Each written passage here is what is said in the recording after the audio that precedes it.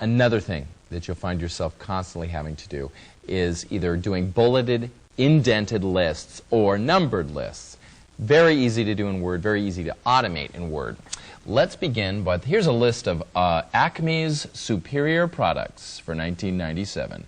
We're going to highlight this list. And then we can do it the old-fashioned way by running to the Format menu and choosing bullets and numbering, or we can do it the macho streamlined way by just clicking the right mouse button and choosing bullets and numbering. Up comes a dialog box that gives us a variety of choices. If I were going to go with bullets, I might say, well, let's use these nifty diamond-shaped things. Hit OK.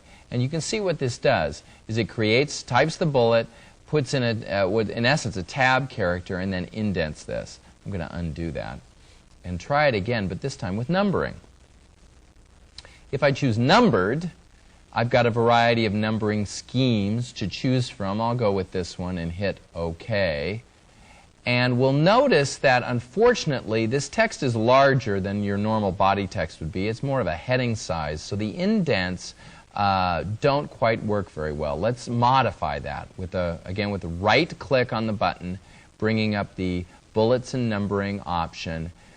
I've selected this again, but this time I'm going to customize it. This gives me some additional choices, such as the indent. The text position should be indented to what point? This 1/4 inch indent wasn't enough, so I'm going to bump it up to something more like that, and we'll test it out.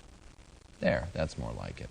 So this can be a great time saver. Now, if I insert an item, notice how it automatically renumbers for me.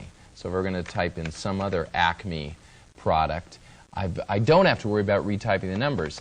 If I remove that, it replaces them to the way they were. So again, just a little way to streamline your workflow. There is a problem. If you're someone who's using PageMaker or Ventura Publisher or Quark Express and you're planning on importing text that has this automatic numbering in it from Word, sometimes it can be lost, so you've got to watch out for that.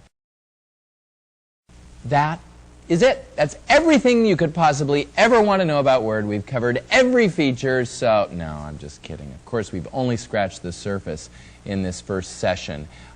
There are more features in Microsoft Word than you can throw a battleship at, but we have covered what's really important for someone who's new to Word to learn. And we've covered some of the best shortcuts for getting productive fast with Word. So get in there, start practicing.